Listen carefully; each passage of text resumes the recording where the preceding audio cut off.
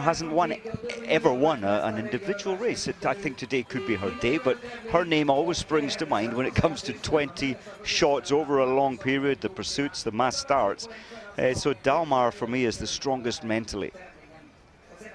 Well, Dalmar's strong point over the years has been her shooting, but she didn't look too good in the single mixed relay. As we have a look at the temperatures, cast your eye down at the bottom, the 4 kilometers per hour wind. It could prove issues, but it's not the wind as such that's been difficult here. It's the fact that it gusts. It's a difficult range. We've got the buildings on one side, so it's never a steady flow of air. It's all over the place. You've got to be incredibly observant to get all the targets down. So we'll see what sort of shooting we have tonight.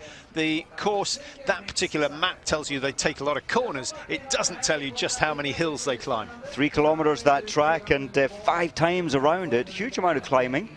And the lowest point on the course, 345 meters above sea level, the highest point 392. So a lot of climbing out there on each of those laps and in total.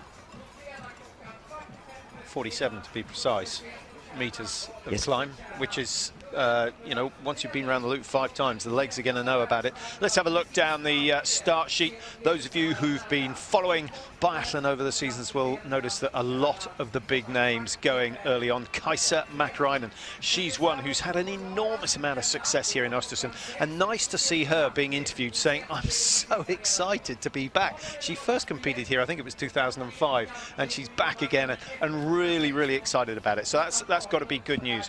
Aita Gasparin, the younger of the 2 sisters racing today, goes 43 for Switzerland. Further down, we've got Lettla, an Estonian. Be nice to see them challenge for top 10 positions. As I mentioned, Mike, most of the top names going early. Who are we looking at who might do something in the latter half of the start sheet? We saw Sleptsova there. Tandrevold, definitely the European bronze medalist. Amanda Lightfoot, certainly in rope holding and training races. She's been hitting 19 out of 20. And looking at her times, Patrick, from Sunday, her ski speed is very good. I would love for her to hit 19 out of 20 or 20 today, and that really would put her in the picture. World Cup points have to be a realistic target for Amanda Lightfoot tonight. And it's a fairly sizable start sheet, 101 starters. They start 30 seconds apart, so it's going to be, it will be after 6:45 local time before they're all underway. And those at the back of the start sheet won't be anywhere near the stadium yet. They'll have done their warm-up, but they'll be keeping out of the way. It's a nerve-wracking time and so much going on. You have to center your rifle or zero the rifle for the wind, and it is changeable. Do your warm-up, combine those things, then do the rifle checks as you walk up towards the stadium, and then get your timing transponders put on your just above the boot. So lots of things going on in the biathlete's mind prior to the start.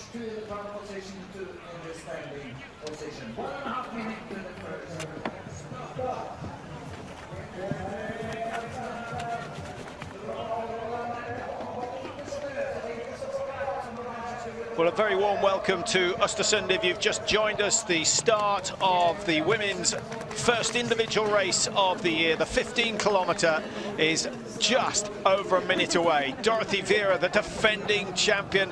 What can she do this time round? The Italians had a great season last season. I'm not sure they're going to challenge the might of the German team, but it would be nice to see the Italians getting regular podium finishes.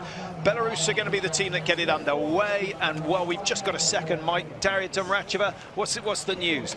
Well, of course, married in July to Oleana Bjorndalen. He was very modest about it, just put on his Facebook, such a nice day, very modest about it, and it must have been a lovely day. And of course, 3 months later. And 3 months later, little Senia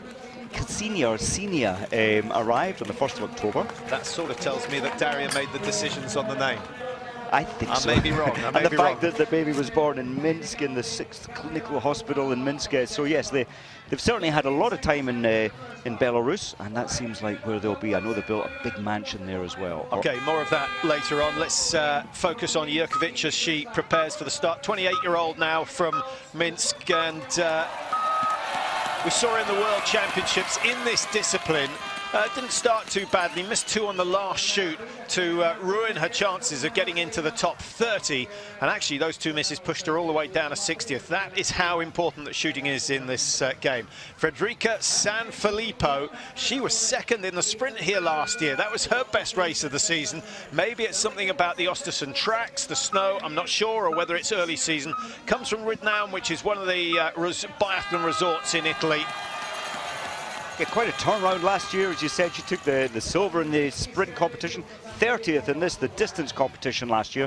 And that's what I love about biathlon. One bad day, the next day can be a great day.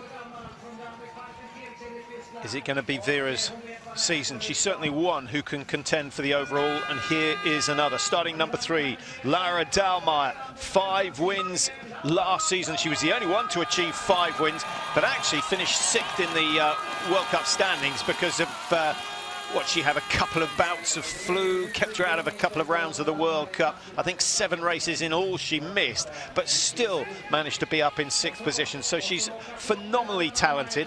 I would be concerned about the standing shoot. So rare to see her miss 3 in one shoot as she did in the mixed relay. That was, but I think the conditions are difficult and testing here in Östersund. Perfect start position for Vera, chasing Dahlmeier, 2 of the hottest tips for tonight's race. I was thinking, Patrick, that might be their undoing. They're both aware of each other. That's the pace they ski at. They both know that they are up there as favourites. There's another 3 or 4 who will challenge for this title, I'm quite sure. Well, there's 101 in the start sheet. Vera, to me, looks very solid on the skis indeed as she works her way out of the stadium. Baida Bendica now goes for Latvia. Missed 7 in this race last year. So 7 minutes added to the time. That's the equivalent of what, 3.5, maybe even more, 3.5 kilometers. Yeah. Remember Bendica in Canmore, where she finished 5th in the sprint competition. Yeah. We thought she was going to win it, but she was in the last group, which were slower conditions. Yeah, well, I was going to say she shot clear on 3 occasions, and in one season, for a lot of biathletes, that's a good score. There are those who shoot clear, 30-40% of the time, but most will only get a couple of clear shoots throughout the season. Stoyanova for Bulgaria, 74th in the World Cup standings last year. Really struggled around the Christmas period. Didn't make the trip to Canada. Still doesn't look as though the timing's quite right on the technique. Maybe we'll get a look at her later on. Ukraine now with Irina Varvinyets, 24-year-old from Chernigov. What about Ukraine, Mike? Well, traditionally their strength is their shooting, not quite the pace on the skis. But Varvinyets, interesting, the last 2 World Championships, she's hit 19 out of 20, and on both occasions finishing 9th. So I think her ski speed is still somewhat a minute and a half, minute 45 off the fastest. Vitkova, 4th in the World Championships. 2 with, I think she shot 0-1-0-0, so missed 1 in the first stand. She knows that if that target had gone down, she would have been on the podium. It was a really encouraging performance by her, and nice to see that the Czechs aren't just about Gabi Kukalova as she is now, not Sukalova. Can't be often that you marry someone and end up only having to change 1 letter of your surname. She's, of course, married Petra Kukal, and in the Czech Republic you add OVA at the end because it doesn't work in the Czech language. It's the same as Russia, really. It is indeed, and now, yeah, pretty close. And she certainly looked good at the weekend in the relay competition. Laukkanen, for me, much improved, living down in Austria now, and she just looks so good on her skis, and certainly the pace is up with the best now. She needs to be. She didn't finish last year. She didn't. She's one of these strange athletes. Even at the Olympics, she was signed up to race. She didn't. She's done that at the World Championships as well. Anaïs Chevalier for France. The French, they've got a couple starting at the back of Group 1, 30 and 31, Durand, Hebert and Bescon. They've got number 45 as well. That is Justine Prézat. And the last of the French to go, Celia Monnier, who starts number 50. Franziska Preuss, young, talented, no doubt about it. individual with the worst of her races last year, but at 22 you sort of expect the long distance races to be the ones you struggle with. Maybe this year she'll be able to turn that around. She was 19th in this race last year. I think if she can get another top 20, she'd be happy with that. Let's look at the pacing at 1.5 kilometers, 4:49 for San Filippo, but have to bear in mind that much of the first K&a-half is uphill. It's a steep climb to this point, nearly 5 minutes of racing to this point. And that's a good pace. San Filippo likes the steeper courses, the hillier courses, and with her alpine skiing background, she loves the fast descents as well. So that's this course really does suit her well. Would expect Dalmar to be inside San Filippo's time. She is, but not by much. 2.7 seconds to play with at the moment. Remember, 1 minute's penalty added for every shot missed.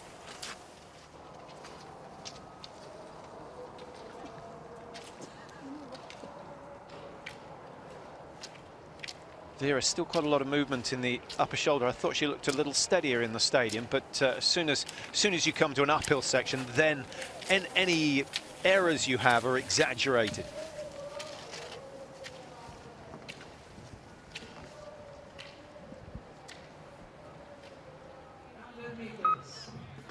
Back down to the start. Selena Gasparin, the Olympic silver medalist in Sochi, and she shot the perfect score. It was a really good performance out there in Sochi. She had a good season in 13-14, and actually, to be honest, I thought she looked pretty strong in the mixed relay a couple of days ago. Very much so, and I would say improved. Her pace, her strength, and especially her speed on the range have all improved. Here's someone with plenty of experience, Taya Grigorin, 36 now. Wasn't so good in Oslo. She also medaled in the Olympics back in 2014, took the bronze in the pursuit. So don't be surprised if you see her doing well. Here's someone who's expected to feature on the podium, Kaisa Mäkäräinen, just going out of your picture. Franziska Hildebrand now for Germany, 5th in the World Cup rankings last year. Really good, solid performances, particularly in the first semester of the season, the pre-Christmas rounds of the World Cup. And same as usual, Mike, 3 rounds of the World Cup before Christmas. Then we have the biathlon trophy, the Oberhof and Ruhpolding and Antolz. That's a cracking part of the year. Really exciting racing there. The World Championships this year taking place in Hochfilzen in Austria, so we won't go there pre-Christmas, as we have done in the past. And then all the way over to Pyeongchang for the pre-Olympics, as it's called, or World Cup 7 in this case, and then over to Russia. A lot of traveling for them this year, and then back over to Oslo for the final. As we watch Vitkova make her way up to the first split point at 1.5. Vera's still the fastest on 4:36. She's some 10 seconds outside that. How much do you buy the horses for courses? You know, the fact Mäkäräinen always does well here. Tora Berger had a fantastic record here. How do you feel? It definitely is a thing, but I think that there's early season or beginning of season athletes as well. Mäkäräinen generally performs better. She hasn't been around the team. You know, you get stale when you're continually racing. It's hard work, you're packing, you're traveling.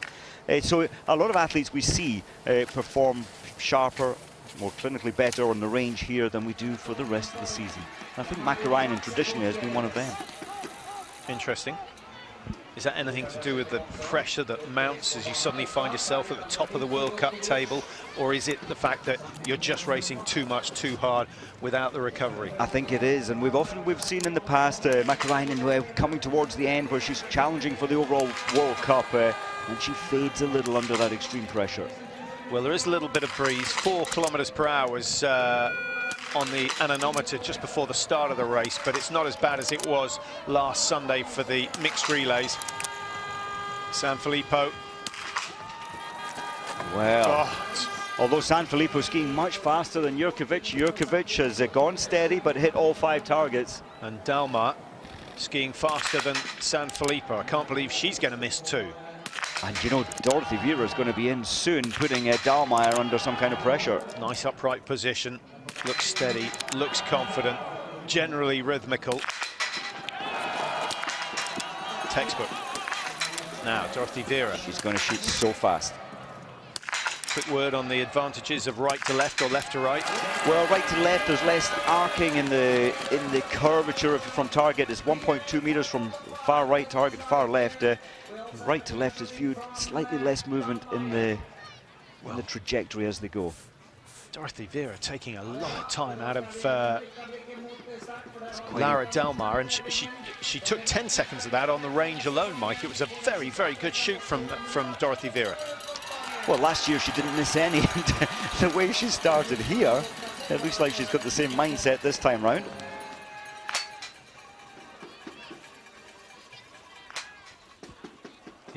Those were Delmar's. I couldn't see the full shot. I don't know if you picked it out, Mike, but usually if you can't see it, it means it's extreme left.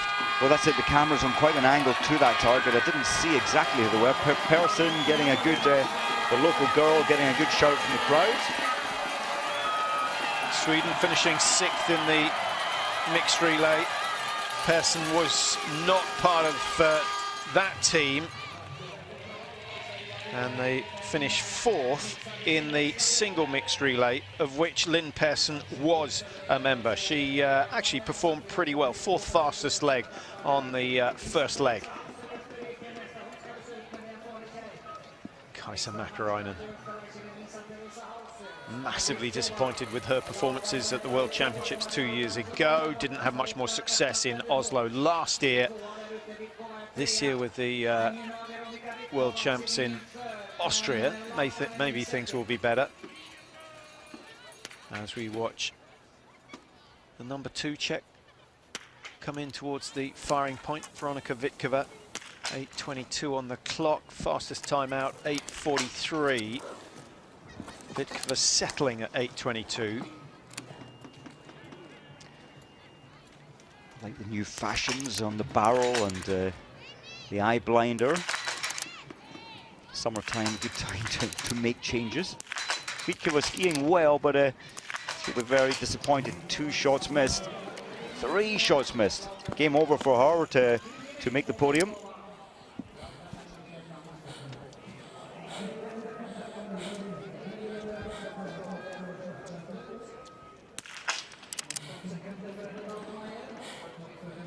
When you've got 20 shots and you miss the first, you cannot but feel frustrated. And then when you miss the second, twice as bad. You've got 15 kilometers to go, and you've got immediately 2 minutes added onto your ski time.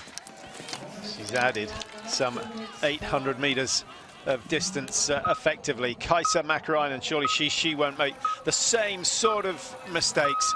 What an athlete, ferociously competitive. 4 wins here. Tora Berger, the only person who's done better with 5 wins, so a little record to have a shot at for Kaisa Mäkäräinen. I don't think that will be on her mind. In 9 podiums actually as well for Mäkäräinen, so it really is a resort that she enjoys. As we watch Anaïs Chevalier.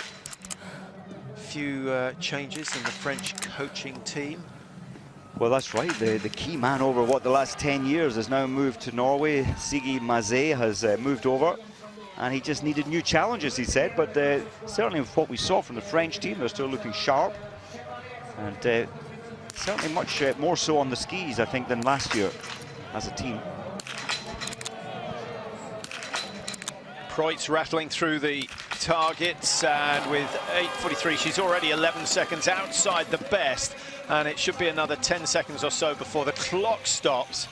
So what is she? Just under 20 seconds behind. 18.5 the margin, and Preutz into second place. She'll be disappointed she's so far behind Vera. She'll be delighted that she's ahead of Delmar. Look how close that is. Just 1 second, well, 0.7 separating Kukalova. I was distracted by the pink boots. Marie Durand-Hebert, nothing less than the world champion in this individual format. She took a bag full of gold from the World Championships in Kontiolahti, and she did the same in Oslo last year. And ever since she started a family, she has got better and better and stronger and stronger. You can't you can't exaggerate how tough it is to have a family and compete, particularly a young one when you've got kids around. But Doran Habert doing a remarkable job at the moment. And her husband as well, coaching the French second division team on the IBU Cup. Of course, a nanny up here with pulse 178 coming in for Selena Gasparin. Dropping quickly.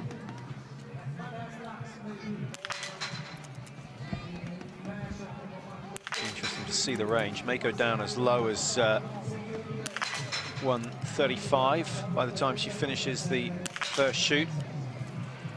Down at 140. So Gasparin missing, maybe that missed shot shoved it up again. Maybe her strategy was clear there, Patrick, and that's in these individual competitions. She tends to shoot some 7 to 9 seconds slower than she normally does in the sprint races because of the importance of trying to hit them, especially in the strong wind. Yeah, I think she was a little unlucky with the wind. There was quite a strong headwind blowing up to her firing point on that particular shoot. Franziska Hildebrand on 8:30, so she's not going to match the best, whatever she does with the gun. That was a worried look from Gerald Honig. He's done so much for the German women's team over the years. Very strong wind coming through now.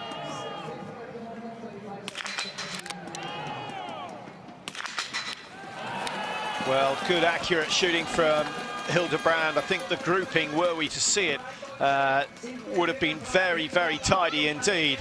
And 20 seconds off the pace, 9:03. She came in at 8:30. So it is possible from taking a position on the mat to stopping the clock. And of course, it's slightly different depending on which lane you're on. But 30 seconds is a realistic target. Any more than that, and I think you're going to be gambling too much. It's only -1. I think, if I remember rightly, Mike, what was it, about 12 years ago, it was down at, hovering at around -18, -19.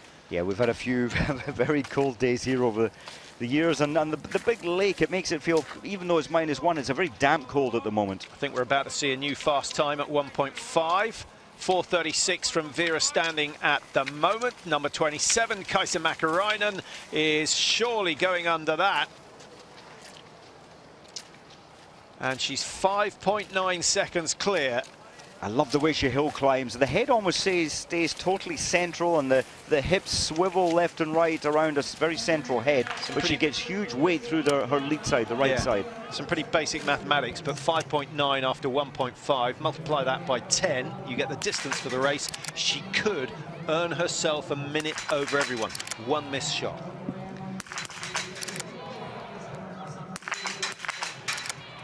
Kukalova low right. She's lucky that that one goes down. The next one drifts even further right. That's the strong wind from the left. You can see it there, and it's coming almost towards you as well, pushing the round, the fall of the shot a little low as well.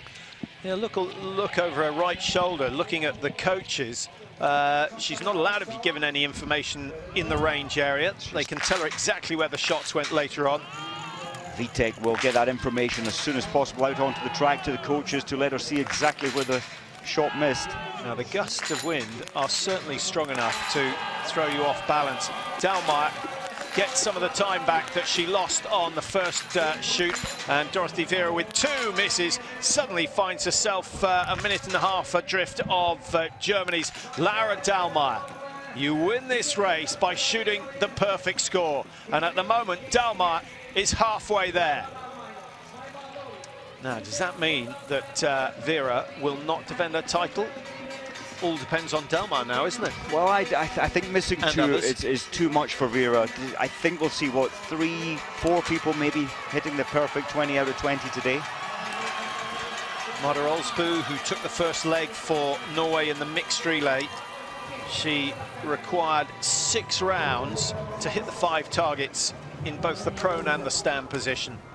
So she's yet to get herself a clear shoot in World Cup action for this season. Now she turned her sights clockwise, the sight which is on the right of the sighting, there's one at the top as well, and that's her adjusting into the wind. It's worked well. It's worked very well. She will have picked up that advice, I would say, where having looked at Kukalova's, the coaches would have spotted Kukalova, who's a fantastic shot, and given her that advice.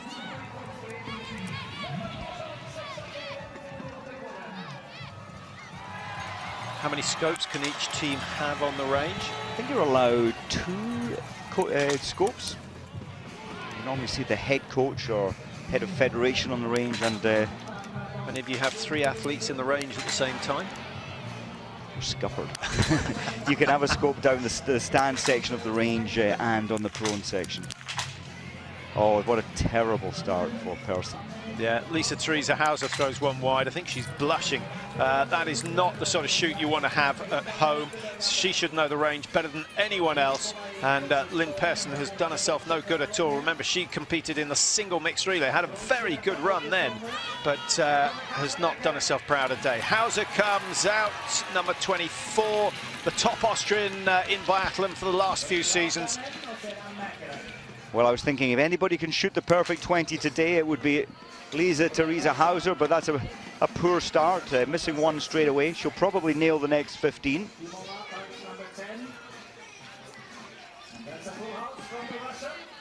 I can't believe they're still there 2 days later. The cameraman likes these empty brass cases on his little snow pile. This is fast from Mäkäräinen. Seems to have lost a little bit of pace, though, when she had those at the advantage of almost 6 seconds at the top of the hill.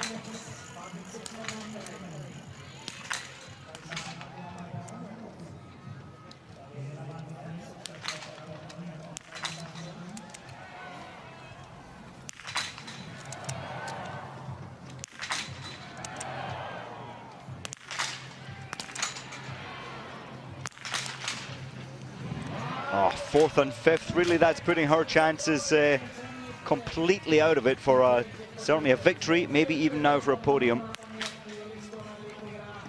Wawrzyniec starting so well. It's gusting, the wind is from the left, then is dropping a little, then is coming stronger from the left. Yeah, last year Mäkäräinen shot 0.302. This year she started with 2 misses, so she's going to need to up the speed. I just wonder if she's fallen. She has, of course she has. Her time was so... I wonder if that's affected. Certainly her mentality it will have affected, but she's lost somewhat 12 seconds from stopping to pick it up again. She'll be so disappointed with that. So I wonder whether she was looking over her shoulder to check whether she'd lost a magazine in the fall. Looked as though she protected the rifle pretty well. That's something else that we need to consider, whether she's affected the sights at all. Well, interesting, when a biathlete falls, if you can, of course, when you fall, you can sometimes just be taken out. It was icy here yesterday, and they've worked on that, but you always try and fall to protect the rifle. Tracy Lamb, the TD here, and at the coaches' meeting it was mentioned how icy particularly the range was, so he got them to kind of cultivate it, chop up the snow to allow for more grip on the range. It was sheet ice. And Mike, I think that Miriam Gusner might be in the range at the moment. We're just trying to pick her out. I think she started exactly a minute behind Kaisa Mäkäräinen, and maybe we'll be able to update you on her shooting scores. So we've got a little issue with the computer feed that updates us on everyone's shooting, so that's not working at the moment, so we're reliant on the TV pictures. Preutz, we saw just missing 2 there. I think that shows how difficult this day is. Preutz barely misses more than 1 out of 20 in a 20-shot race. And I think this is a great strategy, taking her time until that last shot. Too soon. It sounded like a hit actually, Mike, but as we can see from the caption, the target has not gone down, and so the world champion in the individual has got work to do, and it's looking better and better for Lara Dahlmeier, who's been through the range twice. Should be in very shortly for shoot number 3, and that will be back in the prone position. All those down the far end of the range, shooting in the standing position. 1 to 15 for prone, 16 through to 30 for the stand. We've got Susan Dunkley, who started 32, shooting prone at the moment.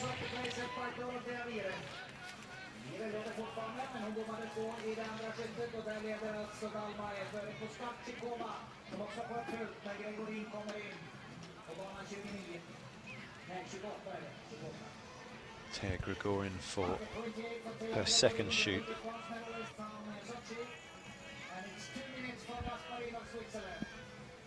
Hildebrand just settling as well for her stand shoot. Started 30 seconds behind Grigorin. Look the at wind is picking up. Look at the bib. You can just see how strong that wind is, and I think discipline there to break what you're doing. Pointless trying to squeeze the trigger when it's blowing that strong. There aren't many venues where we've had races cancelled mid-race. This is one of them. When all the mats on the firing point started flying up towards the crowd. I think on that occasion it was sensible. I'm trying to remember who it was. I think it was one of the Americans who was so totally focused. Mayhem was going on around her. She just didn't notice as she was down in the prone position, waiting. But everyone else was back in the changing room. Yeah, sometimes you're just locked on like a laser trying to get these targets like Hildebrand and Grigorin. They're now on 55 seconds, or Grigorin is. You'd rather be shooting prone or stand in this instance? Yeah, prone is easier when it comes to the strong wind. There's so much. You're standing tall. The rifle catches the wind more. Elevated way up off the ground. Are they aware that this is now on almost a minute and a half? And your tactics when it was as windy as this, were you okay, keep the rhythm, or were you patient? No, shoot as fast. Really, you're just reacting. So on a very windy day once, yeah, just shooting very fast seemed to work for me. But if the target never goes through the sights, you can't let that. You can't let the round go. It moves so much, so as soon as you see black, you just squeeze it, and you're almost aiming off as well. It's that strong. So 2 hits for Hildebrand. Let's see if Kukalaba can improve on that. Those who've already been through shoot 2, the likes of Dalmar and Vera, have an advantage. 2 misses. Is it going to be 3 misses? Yes, it is. And she will be very, very disappointed with that.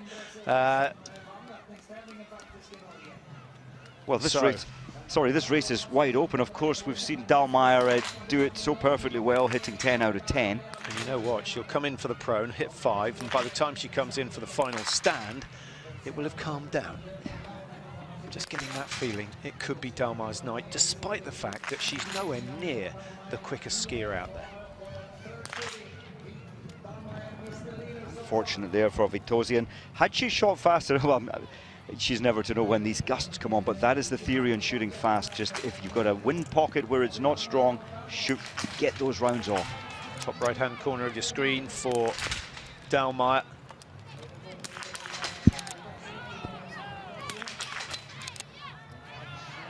Well, she missed the middle shot there. You can see it's still windy down the right-hand side of the range in the prone position. Vera also alongside her, shot fast and clear on the first prone shoot, and she's so far looking very good. But there's the first miss from Dorothy Vera.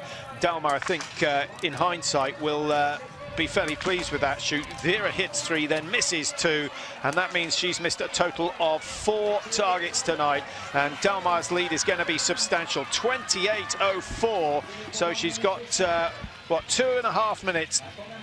More than 2.5 minutes on Dorothy Vera, who at the moment is her nearest competitor. And with the lights of Kukalaba and Makarainen waiting for Durant Abert, what have we seen from her so far? Durant Abert, she must have won, I think, right in saying, on the first time in. Olsboot fairly calm as she came in, but the wind has picked back up again. A lot of the athletes looking for lanes 28, 29, 30, looking for some protection. Of course, the race office built to the left of the range. 4 out of 5 in this wind is good, and that's quick as well. No time wasted from Olsboot, and she won't match the best times, but that could, if she can keep that sort of shooting going, could be worth the top 10 today. That would be a nice start to the season.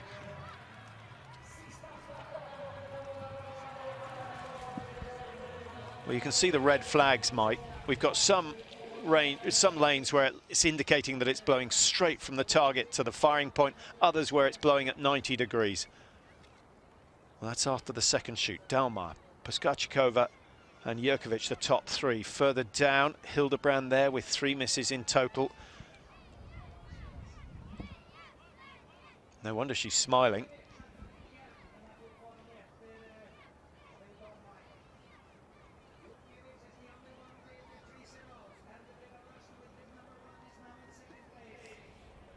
So the hot shot of last year leading the way here in Östersund, but with a very early start number, Lara Dalmar is going to have a long wait after she's crossed the line. She's still got one shoot to go and just about 5 kilometers to ski.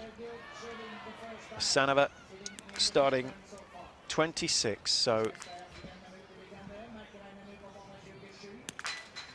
look good on the first prone shoot.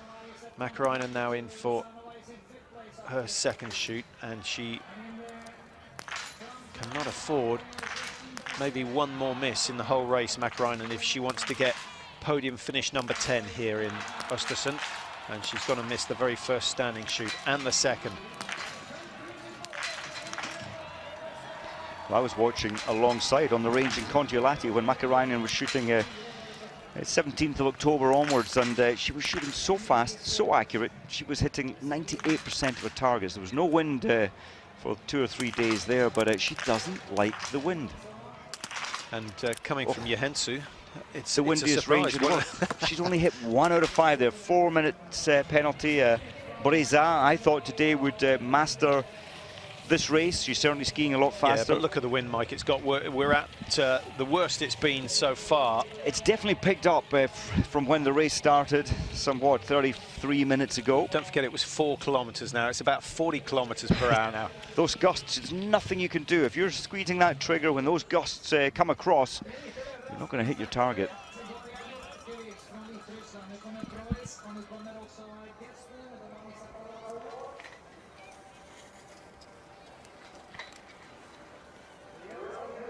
An early start, certainly advantageous.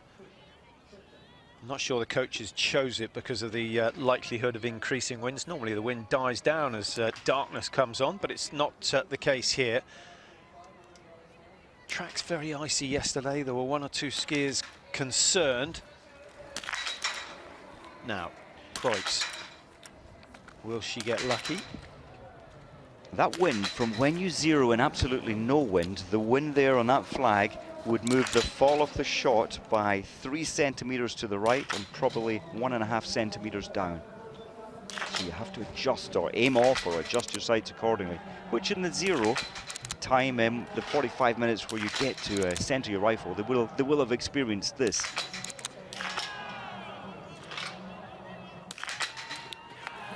Well, that's a very, nice, very mature shoot for someone of 22. Brilliant performance by Preuss, and that is going to certainly push her right up into the top of the rankings.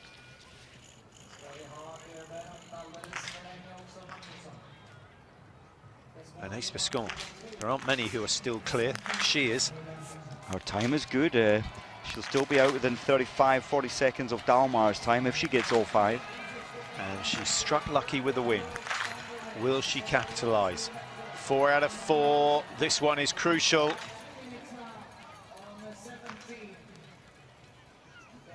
She's going to be at least 35 seconds behind Lara Dalmar, but don't forget that Dalmar has missed a target. That's good shooting from Bescon, but as I said, she was just a little bit fortunate.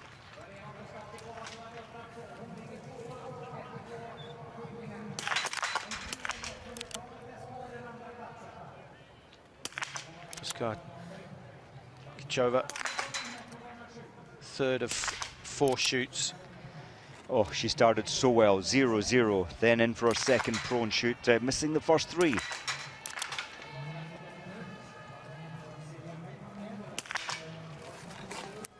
It's a tough game. It's a tough game. 100% hit rate in your first 10 shots and then only 1 out of 5.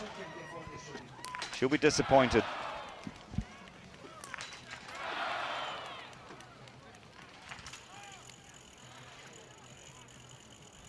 Podjefarova already on Lara Dalmar's time, so the perfect shoot and some quick drills.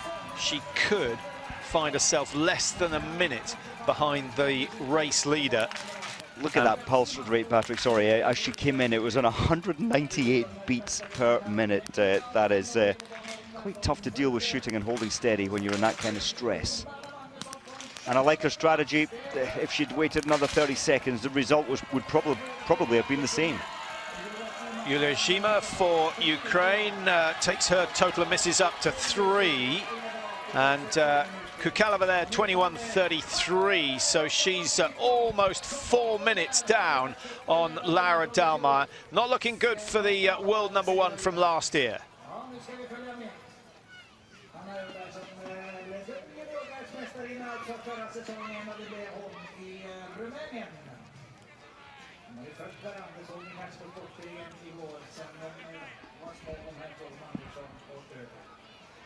The yellow bib, of course, belonging to the World Cup champion from last year, Gabriela Sukalova. Franziska Hildebrand, nearer your camera for Germany. She was unlucky, came in at the windiest part of the evening. It's still strong, but not quite as strong as it was a couple of minutes ago.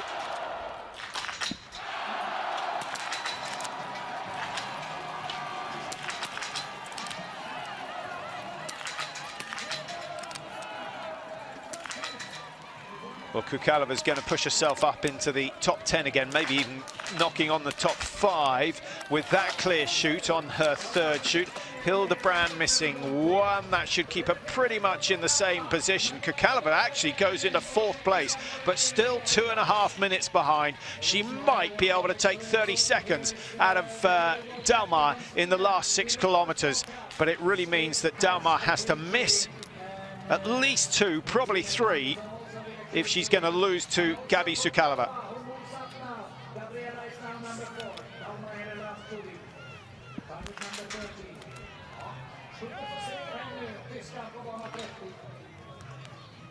The women's individual, their first race of the season in terms of individual competition. 15 kilometers the distance, 4 shoots to be completed, and Laura Dahlmeier, the woman who won more World Cups than anyone else last year, so far has hit 16 out of 17 shots. Make that 17 out of 18.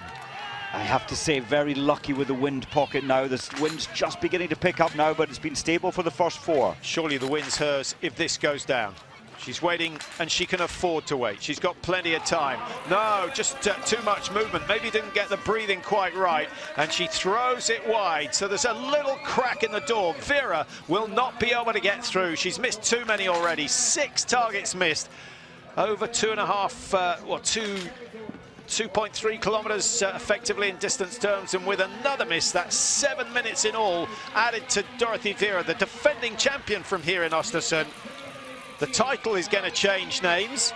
Will it be Dahlmeier who takes it? Looks like it at the moment, It's Mike. looking good. To miss 2, only 2 today, Patrick, it's top-class shooting. You just cannot, and I think Dahlmeier, and there is an element of luck in all outdoor sports, winter sports, but I think she was a little lucky in the first 10 shots. She had no wind influence at all. If we go back to shoot number 3, if we can get the computer to work, we'll just see if anyone's anywhere near Laura Dahlmeier.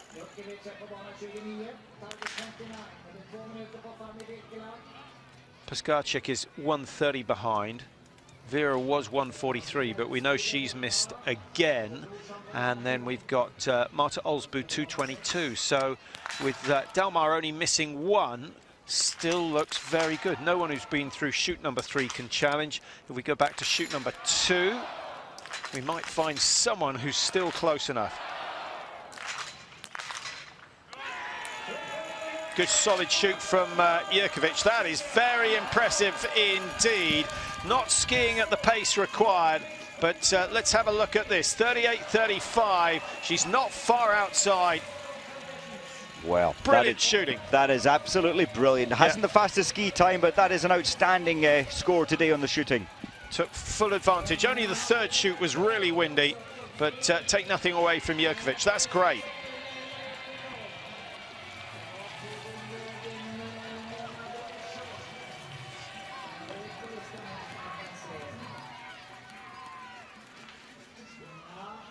Elena Pedrushna in as we watch Kaisa Mäkäräinen just take her place on the firing point again.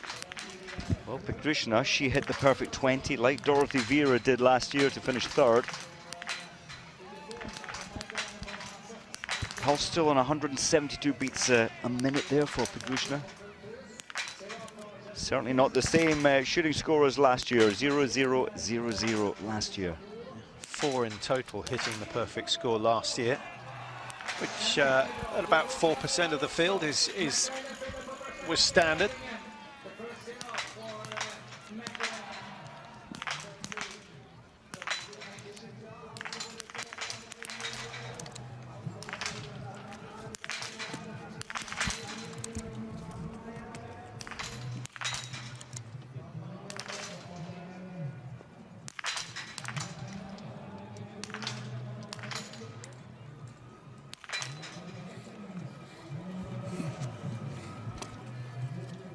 Well, if she can get the last 5, a 3 would make it a very good score today. One of the better shots.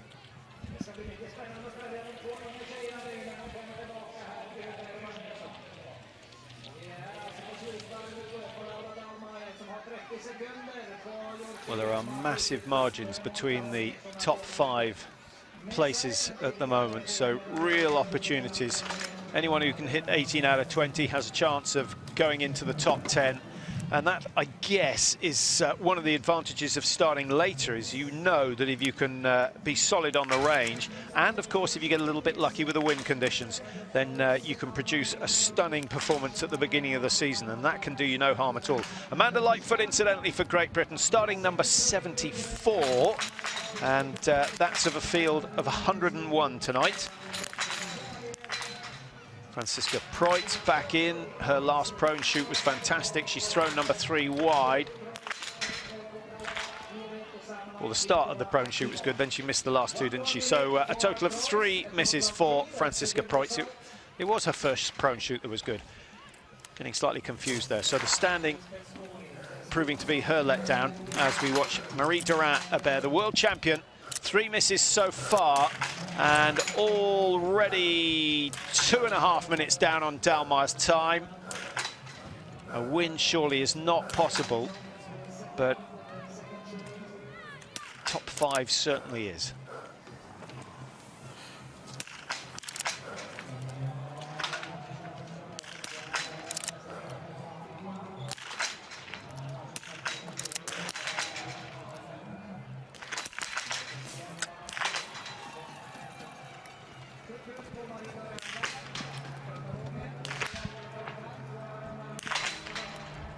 Anaïs Béchon quite lucky again. You can see no movement from the wind. It's just picking up now as I spoke. Had an opportunity to maybe shoot a little faster there when it was calm. Jurkovic, you see there in 2nd place. She is the only person to have shot clear so far. And actually, she's the only person to have got through 3 shoots unscathed. Well, Béchon, Jean-Paul join her, yeah. Just radioing down the track to give her the good news. Look at the time. She's well, look at that. Ahead of Dallmayer.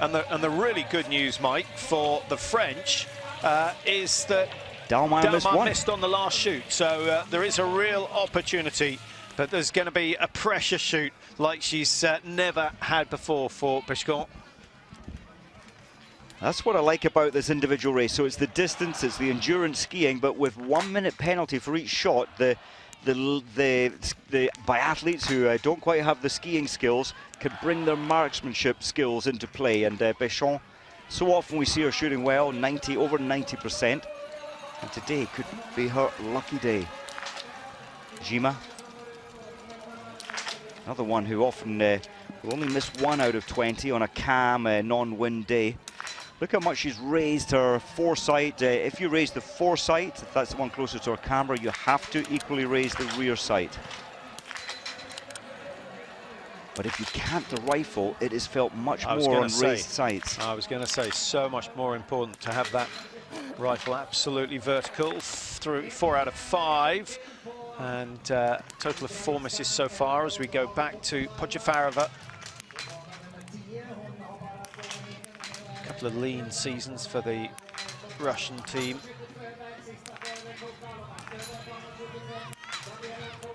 Well, that's a great prone shoot. Very, very solid indeed. So 10 out of 10 in the prone. 4 misses already for Kukalova. It's not about winning. She knows she can't do that. But really, to get her campaign underway, she needs to finish in the top 10. amazingly, with... well, it's not possible now. Her stand position looks quite tight, doesn't it, with her left hand so close to body, but missing 3. She will be so disappointed. Yeah, her standing shoot was the thing she'd improved so well last year. She looked very convincing indeed. Dalmar on the charge. She's led pretty much all the way through the race so far, but I'm not sure she'll know about Péchon. Surely the German coaches have got word out to her that she needs to push the pace. She's done exactly that. 46.14, the target time. It is there to be shot at. There's only one person we can see at the moment who can challenge it, Anaïs Bescon of France, who started number 31.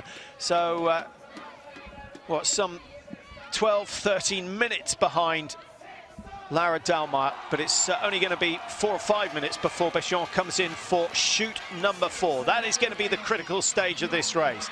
Dorothee Vera started 30 seconds behind Dalmar. Started maybe a little bit too fast. She'd caught 15 seconds on the first loop and now finds herself a long way adrift, but 7 misses tell the story. 5:11 behind.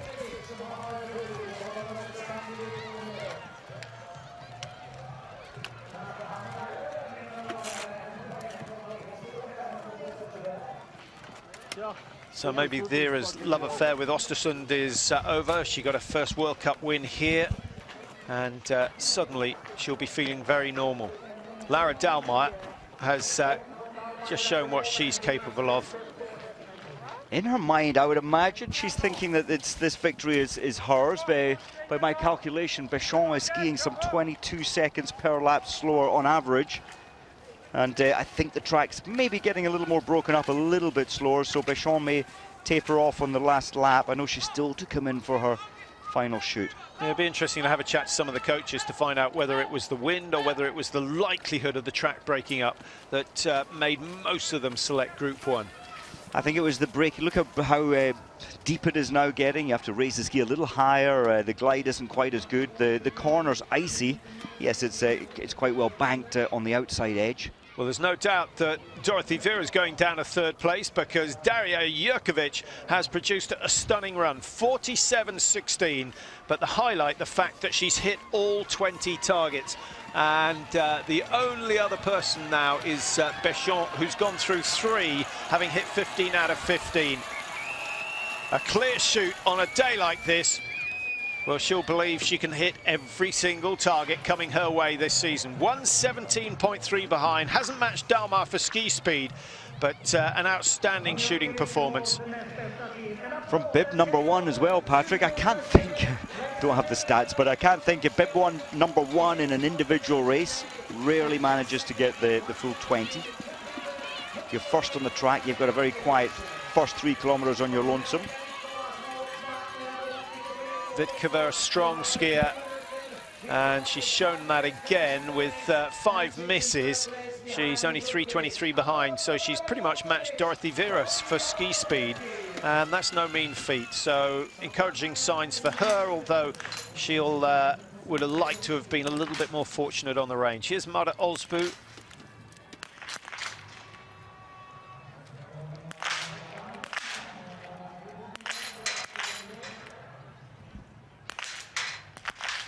With Jurkovic in, Mike. Belarus, obviously looking forward to the return of Daria Domracheva. I sort of get the feeling from what I've heard, it's that an attempt at the World Championships is likely, but don't forget she only gave birth on the 1st of October, so it's not a massive amount of time to get yourself in shape. It's not, she's certainly in training. The training camp on the 12th of October over in Norway, she came over to, and she certainly was training quite hard then. I think she'll probably try and get her form back, get her racing back for the World Championships. And get a couple of World Cups in before Hogfilson? And I think so, and she'll want to go to Pyeongchang as well. The Olympics there next year. She'll want to feel and sense all the time changes, how it feels to shoot on the range there. I would imagine that's priority as well. Franziska Preutz, good in the prone, not quite so tidy in the standing position. And Jurkovic is safe on 47.31. Vitkova on 49.37 is almost certainly going down a place. She's only got 150 meters to go. Make that 100 now as she comes round the final corner and into the home straight for Franziska Preuß. It's looking good for Germany. They now have 2 athletes in the top 3. 137, 3 misses. She's, what do we have from Dalmar? 2 misses in total. So she's only given away 37 seconds to Laura Dalmar. That's not bad. Preuß will be quite happy with that. She's not in all training and in racing last year. She doesn't have the ski speed of Dalmar, but I think Preuß might well hang on to that podium position. Depends on Bichon coming up soon for her standing. Bichon starting number 31, and shouldn't be long before she's in for the final shoot.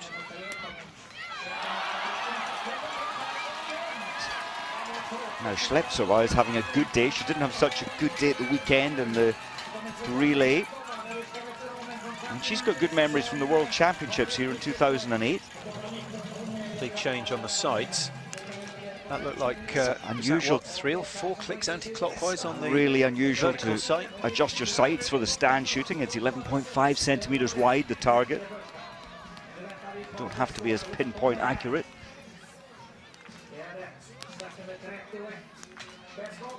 She's quite lucky with the wind. It's a calm moment. I've always likened the target to the size of a toilet roll, but nowadays it depends whether you buy luxury or not. How would you compare the prone squash ball size? Just about a little bigger. A golf ball, you can just fit the golf ball inside the prone, and if you think of that at half a football pitch away, here's Bichon. Big moment. A win is possible. Don't forget that Dalmar missed one in the standing position. She needs 5, no doubt about that. Only 36:57 on the clock. So much pressure, and she knows you can't get rid of the thought that this means so much. The wind is not at its worst, but it is still there. 1 more to go. Has she got the nerve? No, she's not. Oh. She's thrown that one wide, and that suddenly pushes her time up to 38:17.18. It's going to be desperately close between them. Remember, Dalmar missed 2 targets, so 2 minutes added to the time, and they're going to be roughly level as she exits. 7 seconds in it, and Anaïs Bescon is going to have to produce the lap of her life. Effectively a minute slower than Dalmar so far. 5 laps. That would indicate she's losing 12 seconds a lap. She's only got 7 seconds in hand. Well, she's got to have the ski time of her life, and Dalmar's not on her best ski form at the moment. Maybe there is a slim chance now for the French lady. I thought that cost her the victory by missing the 1 shot there. I think maybe she will still survive. Yeah, I think it's closer to 11 seconds a lap she's been given away, Mike, taking out the time, not taking into consideration the time for the shooting as we watch Kukalova across the line. 4:21 behind, 7 targets missed. She's had as bad a day as Dorothy Vera. They can go and have an orange juice together after this and discuss the wind. But to be honest, Vera, I don't think, has any excuses. Kukalova got the worst of the wind on her 2nd shoot, as did Franziska Hildebrand with 3 misses, 5 in total. Down in 7th place. Not the sort of start to the season she wanted.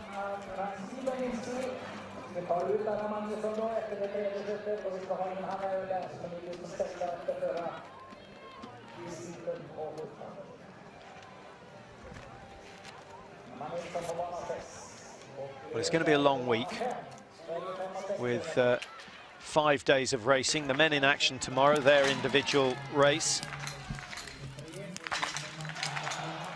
Simon Schemp, Juliana Bjorndalen, Martin Fourcade, all names that could do well. Svensson back in action, looked pretty fresh in the single mixed relay last weekend.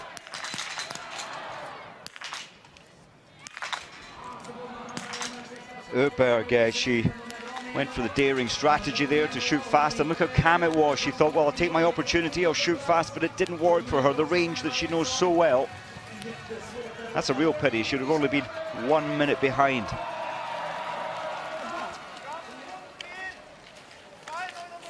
Good comeback from Lisa Teresa. 1, 2, then 100% hit rate in the final 2 times into the range. And pushing 4th position. Well, that's a really good performance. She was just inside the top 15 of the World Cup standings last year, and pretty consistent throughout. Really got herself there with consistent top 20 results. Now let's have a look at the standings. All these athletes have finished. Dalmar, Urkovic and Preutz, 1, 2, 3, and further down Vitkova, Puskachikova. But the only person we've seen who can challenge Laura Dalmar is Anaïs Bescon. We'll try and track her on her last lap. She has a 7-second advantage over the German going into her last lap of 3 kilometres. She can afford to give away 2 seconds per kilometre. And she was giving away 4 in the early stages of the race, so pacing will come into it. But Mike, massive advantage in terms of psychology for Bescon. She's got all the French coaches. I suspect some of the French male skiers will be out there giving her a shout. Oh, there will be. She will be getting information on every part of the course. She's not the fastest skier. It will be close. I'm not sure she's going to hold on to that 7.8 second lead. Can we pick her up at 13.5? We should get a split somewhere out there as we go back to Mäkäräinen, putting on a burst to finish, but she's also missed 7 targets, so she knows this is not going to be a day to remember. And she's a long way off the yellow bib of the World Cup leader. Will it be Dalmar? Will it be Bescon of France, who's wearing yellow come Saturday when the women are next in action? Well, so many of the big names. Patrick Mäkäräinen, one of them, missing 7. Dorothy Vera missed 7. And still up in the top 7. Kukalova missed 7. Vitkova missed 7. Vitozzi missing 8. Marta Olsbu with 4 misses. Not far ahead of Mäkäräinen. That gives you some sort of indication of the form that Mäkäräinen is on in terms of skiing.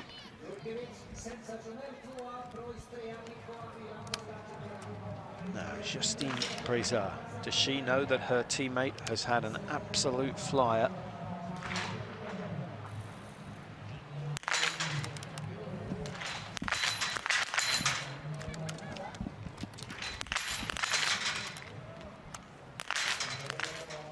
Here comes Lisa-Theresa Hauser, who's had a good day. She may not have been thinking that at the halfway stage with 3 misses. Nice little telemark finish, 3:04 the time margin behind the leader, just outside the podium positions. But that's a really cracking start for Hauser, who is no doubt looking for top 10 position at the end of this season, with hopefully something to show for her World Championship efforts in Austria. Hogfelsen, her home venue, of course. It's going to be a big occasion for her and the rest of the Austrian athletes. Akimova, 50:07 the time for misses, which is pretty much standard today. Those who shoot 18 have done remarkably well. Normally see 4 or 5 go clear in the women's individual. We're not going to see that on a day like today. We have 2 so far. In fact, we only have just one one or 2? Just one. Just one, Jurkovic. Yeah, Jurkovic. Bescon came close, missed the 20th shot. All the others have gone down. Here's the current leader.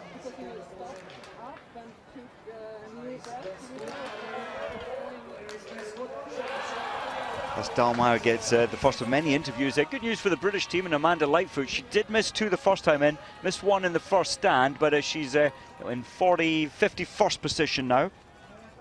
Well, I must apologise. We've been trying desperately to track Bescon her last lap, but there's a new website that's supposed to be feeding us information, and it's not giving us what we want. But those sort of problems will be ironed out, hopefully, before the weekend, when we're going to see some very exciting action, some sprints and pursuits on the card for the biathletes this weekend. As we watch Bescon, here we are. This is what we want. And from 7 ahead, she's 14 behind. And Dalmar's interviews are justified. She must have known fairly early on.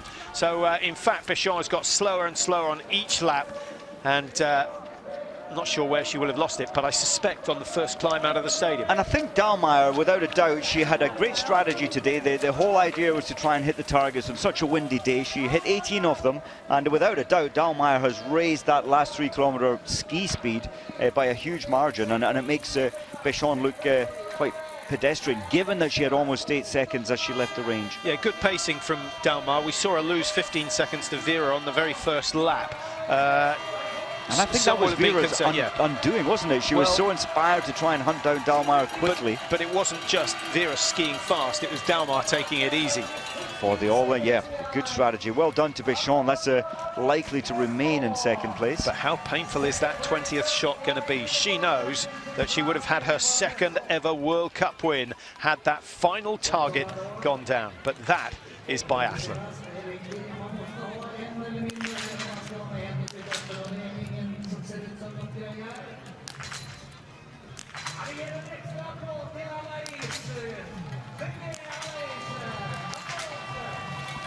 Be interesting to see who the top Russian is this year. If we look down the rankings from last season, Podjefarova finished in 16th position overall. Erlova was number 20, and they, in fact, Daria Virilainen just getting into the top 30, so only 3 Russians in the top 30 all the way through last season. The season, of course, belonging to Gabi Sukalova as she was then, Gabriela Kukalova as she is now. I think it's a better day. You're talking of Shletsova, a better day for the Russian team. Podjefarova, Akimova, both top 8 at the moment or after the last shoot, and at the finishing line, a much stronger performance than we saw last year from the Russian team.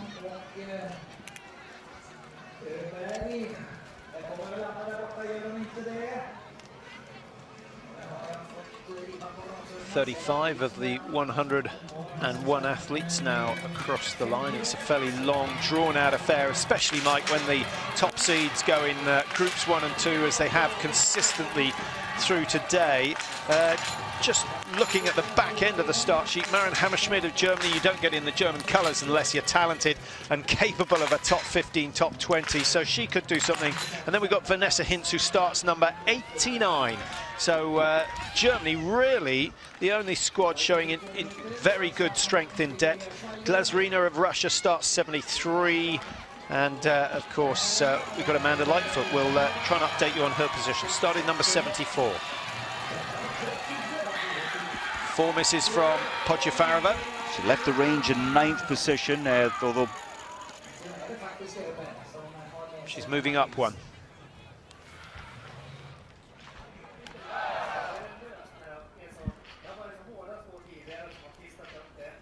Well, we've still got some 64 athletes to finish here in Östersund. It's been a windy evening so far, and it's not been consistently windy, so luck plays a part. I guess that's always the game, and you can't expect to win every race, especially when it's as windy as this. Very difficult. It looked right now for Öberg, it's relatively calm. It's picking up occasionally, but certainly nowhere near as strong as it was earlier. That's a good-looking shoot. I know she missed one, but looked confident. She didn't seem to suffer from the nerves, which we've seen from 1 or 2 of the Swedes so far tonight. Now, it may not be over yet, Patrick. Yeah. Look at Glazrina. Time's okay. She's not going to match Bescon even if she hits all the targets, but it's Dallmayr's time that she needs to be concerned about, because Dallmayr is the current leader here. Spoke too soon. Again, the pulse down to 165. A lot of these athletes capable of pushing the pulse up over 200. Well, that's right, Pochafarova. We saw her at 198 as she came in for the, as she had taken the rifle off, so she would have been over 200 as she came in.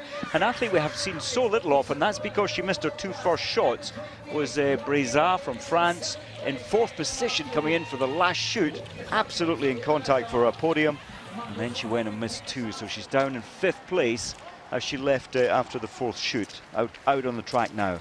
What's your max pulse now? At max pulse, I can I can still get up to about 187. 187.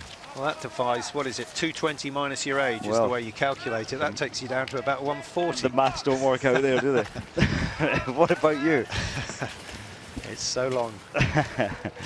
So Pietrushina, 4 minutes off the pace, 4 targets missed. It would have been a good run from her. And that's something that all biathletes do. They have a look at their time, they take away the shooting penalty and work out where they might have been had it all gone right. Very much. There's Breza, the first, she missed her first 2 shots and then she must have felt the pressure, knowing full well a podium was practically in her hand, and it was quite calm when she was shooting. So she really tied up, and that has knocked her right back down. Now, after what we saw in the mixed relay last Sunday, I was quite keen to see how Susan Dunkley got on. I've seen a couple of American suits, but we haven't actually highlighted Dunkley's performance. She is skiing very well, but I suspect with these windy conditions she might have struggled. She missed 9, Patrick. It's a bad day. The first prone, I think she missed 4, so it was a bad start. You sure you're not looking at last year's results? 1-3-1-4 she went last year. Well, I'm afraid we've got her as 8 misses this year as well, after the 4th shoot down in 49th position, with 53 having gone through. The only the worst shot of the day so far is the formerly great Miriam Gusner, in last position, missing 11 shots. 152, top 5 with 4 targets missed for Breza. So 2 Germans in the top 5. And we've got 2 French and, of course, Lisa Theresa Hauser hanging on in there. Great race from Hauser. Let's have a look at the results as they stand at the moment. And Jurkovic of Belarus lying in 3rd position at the moment with the only clear shoot of the day. She deserves a podium for that alone. The defending World Cup champion down in 12th, so the yellow bib is being handed over to the German Laura Dahlmeier at the moment. Selena Kasparin, Mike, she won't be happy with that, but she will look at that, say 7 misses, 650 behind. Yes, she's certainly on good skiing form, and she took her time, Kasparin, on the range. Just like Dahlmeier, I think that's a very clever strategy today. She shot fast when it was calm, she slowed it down when it was windy. 6 wins last year. I think we're looking at 7 or 8 this season. That was incredible last year when she only took part in 6 of the 9 World Cups, and as you say, she had that many victories. If she's here for all the races this year, you'd expect she's a nailed-on favourite. Her ski speed isn't quite where it should like it right now, but this race today is about the shooting. And of course, one of the other aspects with Laura Dahlmeier is staying healthy. A little bit of that is bad luck, but also you get ill when you don't manage your reserves well. The more harder you train, the more likely you are to get ill, so you've got to be very careful. You've got to go to great lengths to avoid anyone with even the slightest of sniffles. So there's a lot that she can do about that. It's not just a gamble. There's a lot you can do, and of course, if there's any sniffles in a team, very quickly that athlete is isolated so that the colds aren't spread around the team. But you need money to do that. You do. Send them to a different hotel. They do. That is exactly what they do. Isolate them as quickly as possible. You can see it's still windy. And when you think of the overall World Cup leader, you know, you've got to be healthy for 9 of the World Cups if you have a chance. So from November all the way through to the end of March with 32 World Cup races and your selection races and your national races. It's a big ask of the body.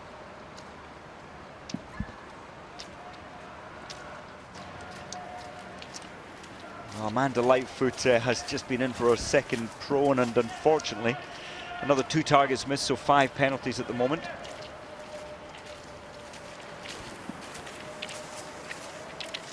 Tandra Vold, the talented young Norwegian, has missed 8 after the 3rd shoot. Thought she may be able to master things today.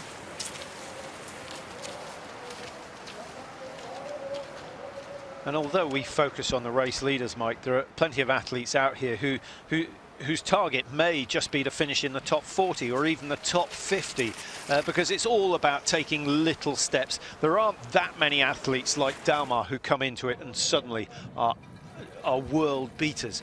For many, it's a slow progression, and you just hope that that progression keeps on going up and up and up until you hit the high echelons. It takes, yeah, I mean, if you're developed like the Germans do from the age of 8-year-old, and then you've got the sport academy where you're given an education and biathlon, generally you're better 21 to 26. The prime age, you say 21? For the learning stage. For the nations who have the money to do the sports academies and their biathlon. Furuya was looking good.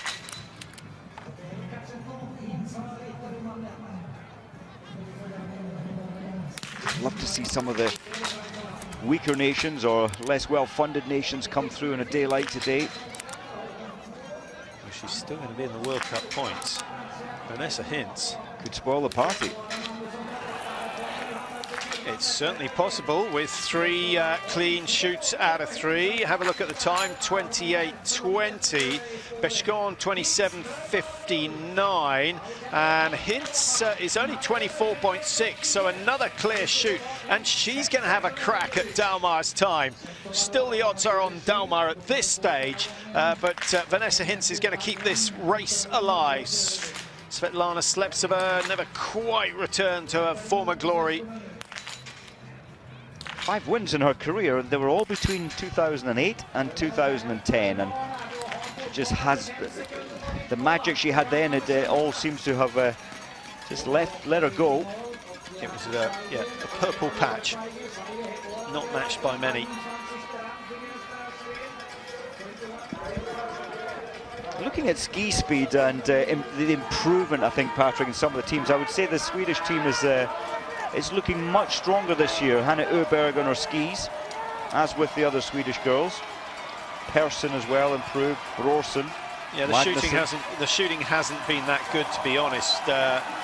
Wolfgang Pichler, of course, does he focus 100% on the physical training as opposed to the shooting? I think he's involved in the whole spectrum. He plans the training so they can be at the best in the shooting range. So a lot of his intensities are leading into shooting.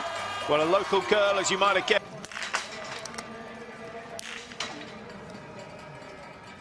Well, the Ukrainians, they do develop and keep strength at the younger ages. I think there are going to be some first-timers getting World Cup points here. That's Zurevok. It was nice and calm when she came in, but... Well, as you say, first-timers, this is her first ever World Cup, and to be performing this well is outstanding. 22-year-old. Uroš Velepech, he's Slovenian, he's the coach now of the Ukrainian team. Shmilova. You just feel the range is a little calmer now, Patrick, towards the end of this race, a little easier to get the targets down. Well, I was feeling that, and then there was a flurry of wind coming through, and it's just a case of be a little bit lucky, and if you're not lucky, be patient. You see the cardboard from the ammunition box there, covering her right eye. The bright light really do come down onto your eyeball. Nighttime racing. Yeah, I was going to say Shmilova means Khanty-Mansiysk spends most of her time up there. So that's a range that can be difficult in the woods when the wind tends to come down rather than across. Well, interestingly, in Khanty-Mansiysk is 100 metres high, the venue for the biathlon, and it's 1,000 kilometres to the sea. So it's very windy, very flat, very windy all the time. Yeah, Khanty-Mansiysk built a volcanic plug in the middle of the steeps. Nice way to finish if all 5 go down, and they do for Glazrina, and that put her up amongst the top 10. She's going to be just behind Øyberg when she comes out. In fact, ahead of Øyberg, who's on 41.18. So looks as though Glazrina is set for a top 10 finish in her first race of the season.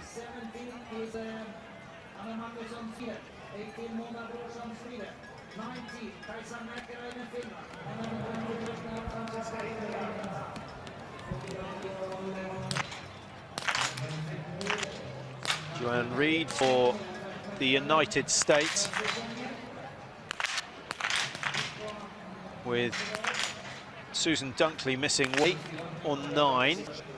I think Reid's going to be fairly chuffed that she misses on the day. She won't be happy she missed 2 on the last shoot, and she won't be happy she's gone and dropped the stick, which is just a careless mistake. 5 seconds given away. Now, I think it was last year, Mike, who lost a race having dropped a stick. Better throw that out to our audience. And I think it might well have been at the World Championships. Do you realise it's ringing a distant bell? I can't realise I think it it was right now. Kukalova, because she... Oh, she did, didn't she? She was always a bit untidy with putting the poles back on. Yes, she had to go back from the range. Not quite as bad as that, but certainly lost 1 or 2 seconds. And lost the race by less than half. A good day. Vanessa Hintz, her pace is not nearly as fast as Dahlmeier, but she's still well and truly got a strong chance if she gets the final 5 down. And a huge amount of pressure, having hit 15 out of 15, to be then coming down towards the range at 10.5 kilometers in 3rd place. Well, I'm going through holding for that little incident. I'm thinking it was Kukalova beaten by Laura Dahlmeier because of a little hiccup. You could be right. Make a change.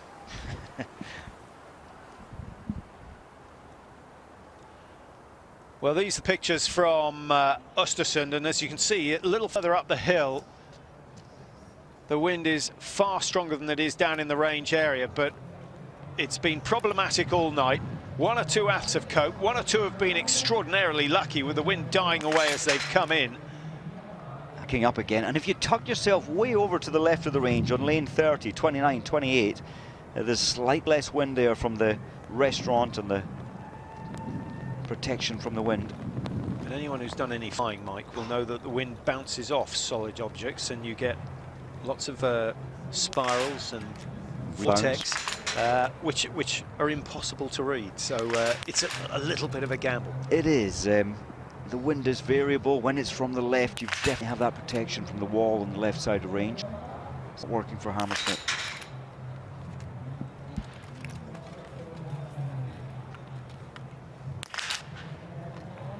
Well, she'll be doing some dry shooting in the hotel tonight in the stand position. 7 of the 10 targets missed in stand tonight, and that's a disaster for her. 78, Ingrid Lamarck Tandrevold. Still haven't seen too much of Amanda Lightfoot. We'll try and update you on her shooting performance. Well, I have to. Fortunately, she's just been in for her final shoot, the stand shoot. It was going quite well with penalties to that point, and unfortunately, she's missed 4 on the final visit in this wind. Well, there go the World Cup points in the opening race of the season. That would have been really good. Scott Dixon, Mike's lad, racing tomorrow. Looking forward to that. Didn't look in too bad a shape in the single mixed relay on Sunday. Definitely. What was the report from the base? He thoroughly enjoyed it, and he enjoyed the fact that he could stay on the 1-point track, stay with Svensson, and that's a huge boost for his confidence from last year. I know it was a short race, but you've got to feel the positives as an athlete, and he was certainly about that.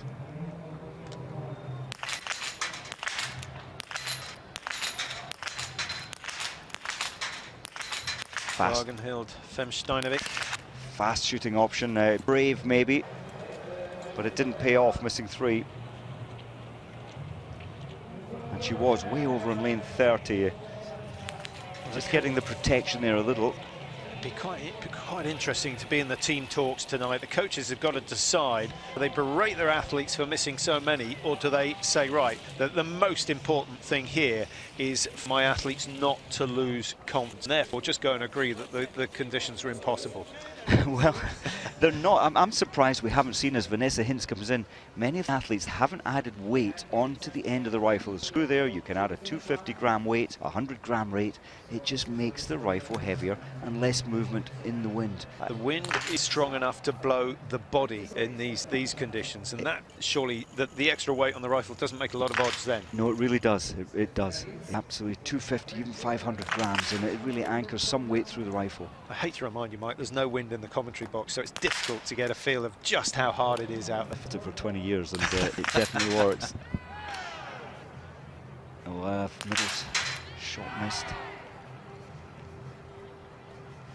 See the men's tomorrow. We're going to see a few weights added. I think we will. Look what pressure does, Patrick. It was a little difficult there, but in her mind all the way around, she knew this was her moment to get a podium, possibly even the gold medal here. And then the mind plays all sorts of tricks on you. Well, she needs someone to raise her spirits because she's still racing for a top 10. Look at that. Should have been, had they gone down, should be 4 seconds under Dahlmeier's time, Béchon's time, I should say, at this point. Yeah, and therefore 12. Still likely to have finished in 3rd place regardless. Get an indication, but the way she's gone out of the range, she's pretty much given up having missed 3. I can understand the disappointment, but she needs to realise how far up the order she is. There are the positions at the finish. Dahlmeier ahead, of course, of Béchon and Jurkovic. Jurkovic, the only athlete to hit 20 out of 20. Dorothy Vera, the other end of the scale, missing 7, as did Selena Gusmarin. Magdalena Guisdon, despite the fact that she's got, what, 21 years of World Cup experience, still misses 6 targets on a day like today. Yes, go back. If it's windy tomorrow, we will see some of the men, a lot of the men actually, adding some weight onto the end of the rifles. The coaches and the athletes have obviously played around with this over the previous 3 days. It's been windy here the last 3 days. So how many athletes will go out of their way to train in windy conditions? How many will say it's too windy, let's do some skiing, we'll shoot this evening when it's calm? I'm amazed that, I would imagine they all do, but certainly likes of Schemp in the men's field, he just doesn't like shooting in the wind, therefore it really puts on. Yeah, he won't be looking for it. He'll have a close look at the forecast for tonight. Shuruk fast, fairly accurate, only another one. That's only 2 people so far. Now she's the 3rd to miss only 2 targets, and only Béchon has missed 1.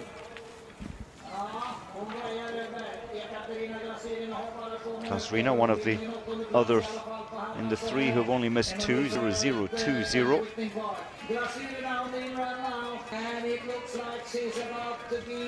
Thinking tonight, take those 2 penalties away, she would have been on the podium.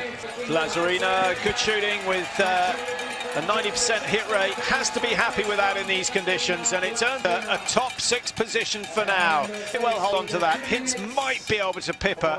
2:42 behind, and comfortably inside Lisa Theresa Hauser of Austria, who's now pushed down into 7th.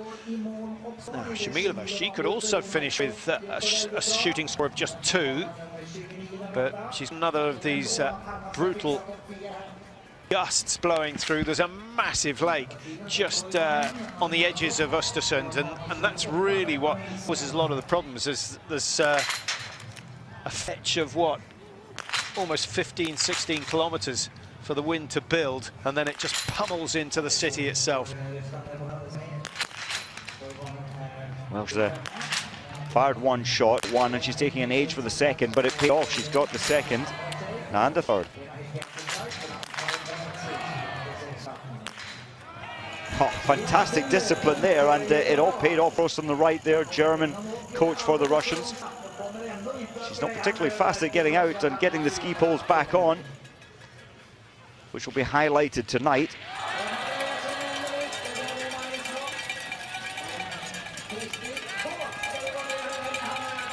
Just 2 misses from Shamilova, but Dahlmeier is still safe.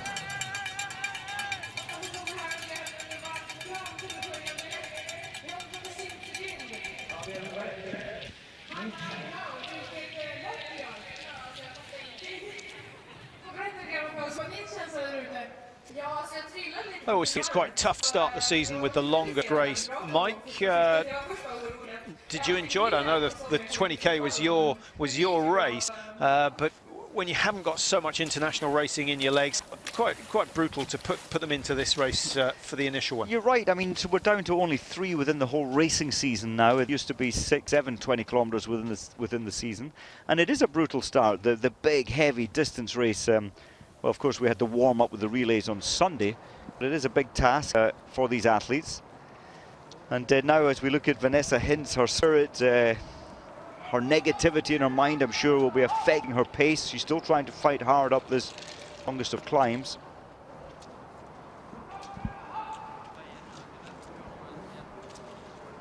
Vanessa Hintz making her way up to 13.5 kilometers. She was right up with the leaders. In fact, she would have been ahead of Bechon when she came out of the range for the final time. Those three misses have cost her dear. Can she hang on to a top 10? 46.58 the time she's after, just inside that. And now she needs to raise her game in the last kilometre and a half. She's got 24 seconds, but she looks like a spent force, Mike. I don't think she would even have made the top three, even if she'd hit the last five. Well, she totally, as you say, spent there. Is it the disappointment on the range? She's stumbling on the icy